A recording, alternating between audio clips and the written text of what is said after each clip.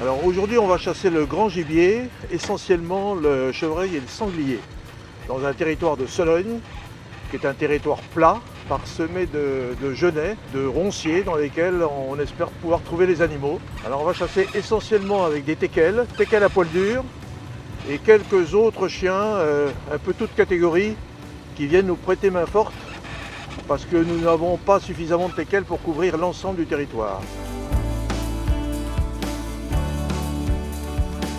Alors, les teckels ont beaucoup de qualités, dont celle de pouvoir tout chasser. Alors ils peuvent chasser en solitaire, mais ils peuvent chasser également en meute, pourvu qu'ils chassent. En principe, tous les teckels chassent. Je n'en connais pas beaucoup qui ne chassent pas. En revanche, comme chez tous les mammifères, certains ont plus de qualité que d'autres, mais tous les teckels sont nés en principe très chasseurs. Alors ce qui me plaît dans cette race, c'est sa fidélité autant à son maître qu'à la chasse, qu'aux enfants.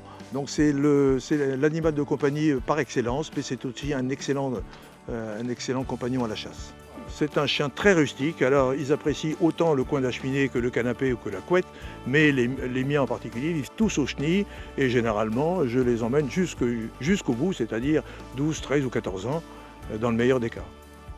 Le teckel a un nez exceptionnel. C'est sans doute un des meilleurs nez qui soit. On voit des chiens qui sont à la recherche d'un animal sans vraiment le localiser. Et le teckel arrive et prend la voie et les autres chiens lui emboîtent le pas. C'est là qu'on voit sa finesse de nez. Il sent des émanations que les autres chiens ne sentent pas.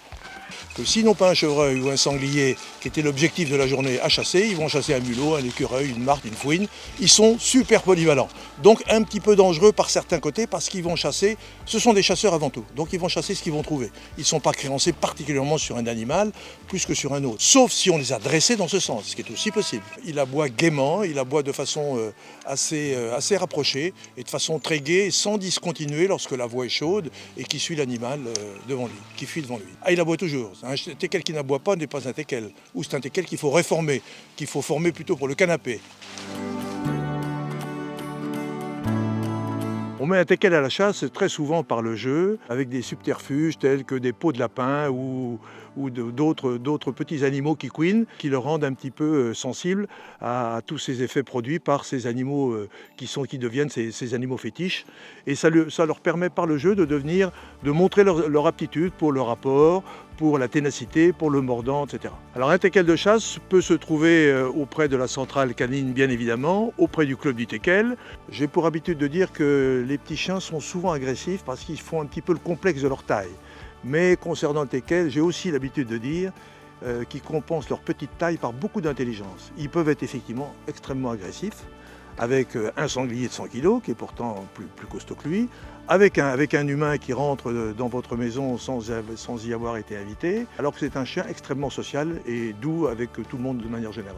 Donc il peut avoir des difficultés lombaires et des difficultés interlombaires qui peuvent se traduire par de temps en temps des douleurs qui peuvent aller jusqu'à la paralysie. C'est la fragilité du teckel, c'est le dos. Ça peut être le premier chien d'un chasseur complètement parce que c'est un chien avec lequel on peut apprendre à chasser parce qu'il n'est pas très rapide, il est en même temps très polyvalent. Donc ça permet de découvrir la chasse au petit gibier, la chasse au grand gibier et également, il y a un aspect dont on n'a pas parlé, la recherche des grands animaux blessés. Alors là, j'étais en train de contrôler. On m'a dit qu'il y avait peut-être un animal de blessé qui avait été tiré depuis un mirador, qui était probablement blessé. Donc je contrôlais avec mon chien, voir si je trouvais des indices de blessure. Le teckel est fin de nez. C'est un chien de fin de nez, mais il ne faut pas perdre de vue que la recherche au sang, c'est du dressage. C'est du dressage et du travail. Plus le chien cherche, voit des animaux, des situations différentes, plus il se créance et devient bon. 80% des chiens de sang sont des teckels. Et puis la recherche au sang, alors là, on lui demande beaucoup plus de sagesse, de concentration. Et là, c'est la partie dressage et vraiment collaboration avec son maître qui est très important. Ça a un caractère quand même assez fort. Donc, il faut le maîtriser. 1 an de dressage, 15 ans de bonheur. 1 an de laisser aller, 15 ans d'emmerde. Donc le teckel, il ne faut pas oublier, ça peut être un excellent compagnon à la maison avec les enfants. Il est adorable. Il n'y a pas de problème avec ça. Il est équilibré, mais il faut qu'il ait un patron. Sinon, ça devient vite ingérable. C'est quand même un chien de chasse malgré sa petite taille. Donc, à ne pas mettre entre toutes les mains.